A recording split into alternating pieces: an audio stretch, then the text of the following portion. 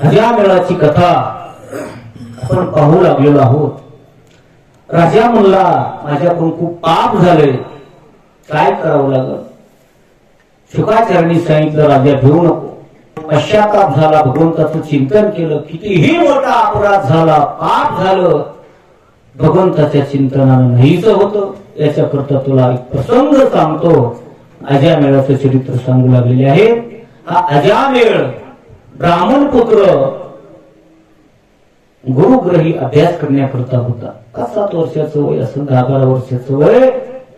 आणि त्या ठिकाणी अभ्यास करत असताना एके दिवशीचा प्रसंग आहे. त्या गुरुकुलामध्ये गुरुपत्नीनं अजामेळेला काम सांगितलं की अरे बाबा जा गावामध्ये जा आणि गावातून सीधा सामग्री काहीतरी घेऊन ये, असं काहीतरी काम सांगितलं. जात असताना या मार्गाने जाऊ नको, इकडल्या मार्गाने जा. तो ठीक आहे म्हणला. पण माणसाला लय वाटतं तू असं करू नको म्हणलं की माणसाला तसंच करा वाटतं. तू तसं करू नको का, मी तसंच करणार. तसं ते म्हणला. गुरुपत्नीनं सांगितलंय, आईनं सांगितलंय त्या मार्गाने जाऊ नको. काय असेल तिकडे नेमकं काय असेल मी तिकडून जातो, मला थोडंच कळाले तिला.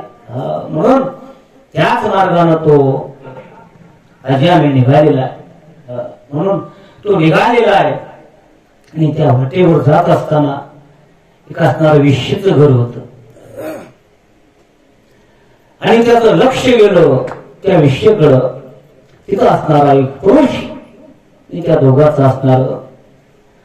त्यानं ते कर्म बघितलं महाराज.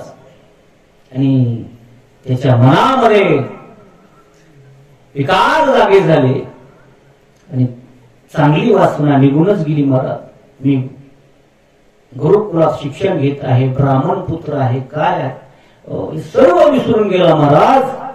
त्याच्या मनामध्ये तेच खेळू लागलं. कामातुरा नाम भयं लज्जा विसरून गेला तो. त्या गुरुपत्नीनं सांगितलेलं काम तेही विसरून गेला आणि गेला मला त्या स्त्रीकडं. बोलू लागला. पण कोण आहात का असं सगळं असणार विचारपूस करत असताना त्याचं असणारं लक्ष त्या ठिकाणी केंद्रित झालं. आणि एका दाशी बरोबर त्यानं लग्न केलं. ब्राह्मण पुत्र दाशी बरोबर अर्थात वेश्ये बरोबर त्यानं लग्न केलं. आणि त्या दाशीला घेऊन तो गावामध्ये आलेला आहे. गावामध्ये आला. लोक बोलू लागले अरे हा तो शिक्षण शिकण्याकरता म्हणजे गुरुकुलात गेला होता आणि हे काय करून आला? हा तो ब्राह्मण पुत्र आहे. त्याला सर्व गावातील ब्राह्मणांनी वाळीत टाकलं महाराज. म्हणजे आता तो आमच्या गावात यायचं नाही, बाहेर जाऊ चालता हो. गावाच्या बाहेर त्यानं आपला आश्रम तयार केलेला आहे आणि तिथं राहू लागलेला आहे.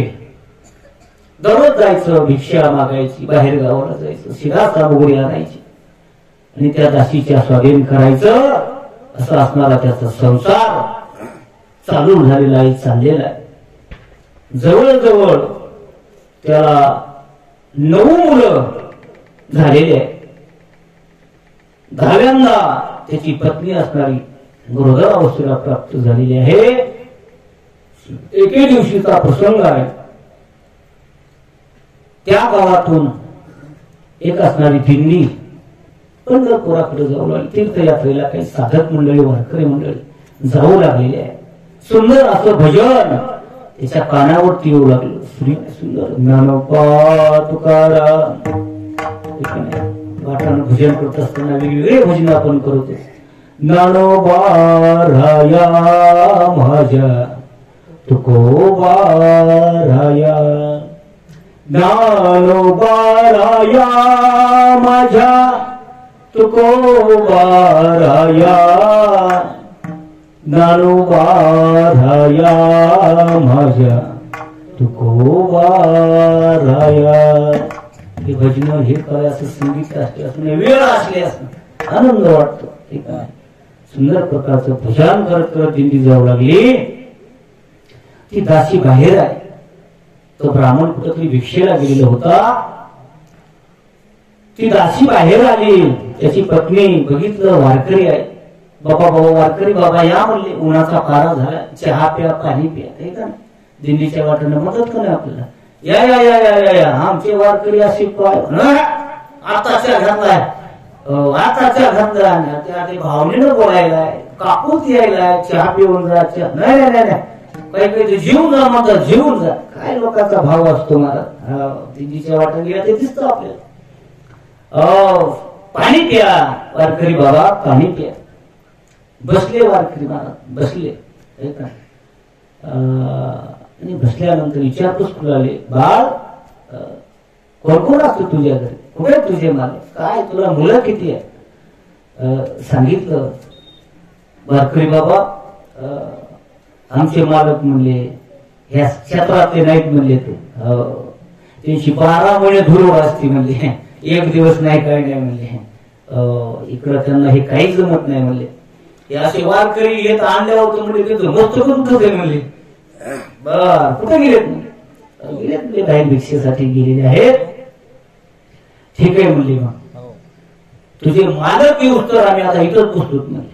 नाही नाही म्हणले, तुम्हाला तर ते शिव्या देतील म्हणले, तुम्ही पाणी प्या चहा घ्या आणि चालते व्हा. नाही नाही नाही नाही म्हणले, आमचा धंदाच आहे म्हणले, बिघाडलेले नीट करायचे आमचा धंदाच आहे म्हणले. आहे का नाही, आज्ञानी लावावे सन्मार्गासी, चांगले तर चांगलेच असतात का नाही. साधू संतांचा अवतार कोणासाठी, जे वाईट मार्गाने चालले त्यांना नीट करायचंय, त्यांना संपवायचं नाही. बघा संतांचं कार्य आणि देवाचं कार्य, देव जो वाईट वागतो त्याला संपून टाकतो. हे का नाही, घेऊन या चक्रधरा हाची धंदा करीतो, भक्ता राखे पायापाशी दुर्जनाशी, नाश करून टाकतो, त्याला ठेवत नाही. संतांचं तसं नाही, कितीही पापी असू द्या दुष्ट असू द्या त्याला नीट करण्याचा प्रयत्न करतात. म्हणून तर दारोबार म्हणतात का नाही, जे खळाची व्यंकटी सांड, जे खळ आहेत दुष्ट आहेत, व्यंकटी म्हणजे त्याचा दुष्टपणा नाहीसा हो आणि सत्कर्मरती वाढो, चांगला भाव त्यांच्या अंतःकरणात निर्माण हो. एवढे म्हणजे तुझे मालक, मला तेच करायचंय म्हणजे. आले पड्याला माझे मिळ बाबा, हो चक्रान बुटन दारा दिसले घरी म्हणले आपल्यास.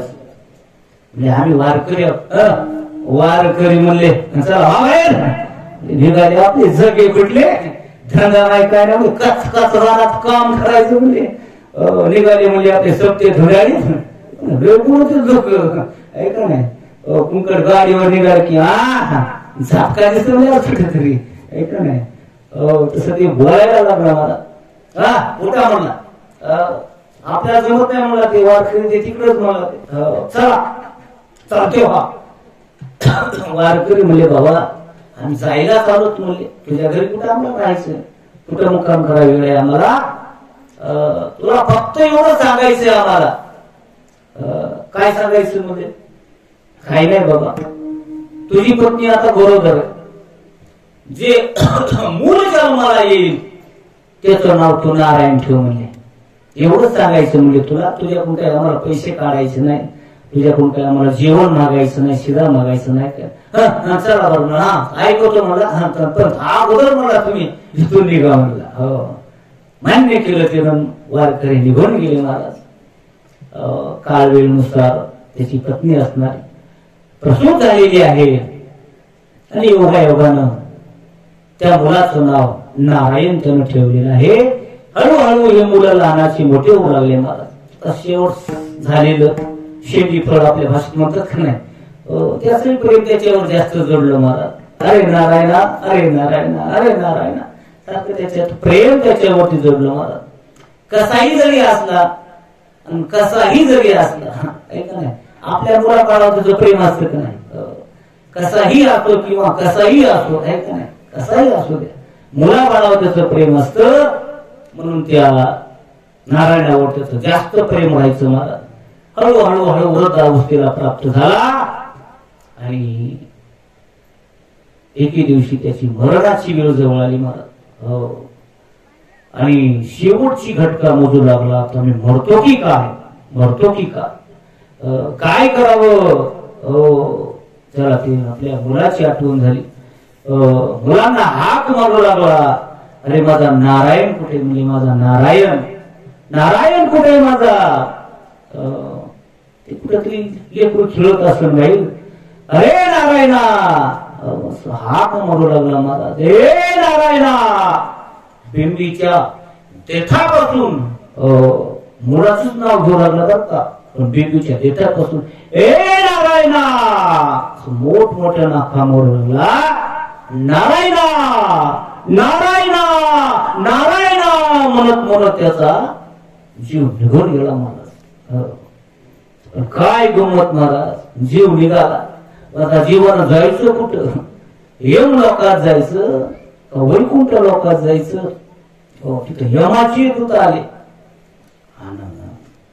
विष्णूचे बी कोण आले? पार्षद आले. विष्णूचे पार्षद आहेत, यमाचे दूत आहेत. पार्षद आले. विष्णूचे 14 पार्षद आहेत, यमाचे दूत असतात. दोघेही आले. ती यमाचे दूत म्हणले, आमचं गिराईक आहे म्हणले, हे तुम्ही कशाला आलात? हे म्हणले, नाही नाही आमच्या मालकानं धाडलंय म्हणले, आमच्या मालकानं धाडलंय. तुमच्या मालकाला कसं? अहो ती गिराईक तुम्हाला माहित नाही का? काय काय केलं त्यानं जीवनामध्ये, काय काय केलं ते? काही असू म्हणले, आम्हाला आमच्या मालकानं धाडले, विष्णू भगवंताने धाडले आणि आम्ही त्याला वैकुंठात नेणार. दोघांची भांडणं लागले तिथं महाराज. हो, दोघांचे भांडणं लागले, घायाळ झाले महाराज. हे नागून बघू लागलो. या आता मी हरिभक्ती पारायण सद्भावनकर मंडळी त्या काकाच्या विनंतीला मान देऊन या ठिकाणी आलेले आहेत, त्यांचंही स्वागत. म्हणून घायाळ झाले महाराज. आणि शेवटी यमाच्या दूताला परास्त केलं महाराज.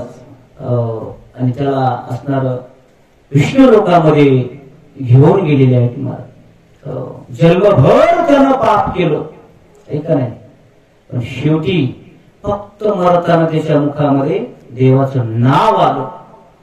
मरताना नाव आलं म्हणून काय कोणती गती प्राप्त झाली त्याला?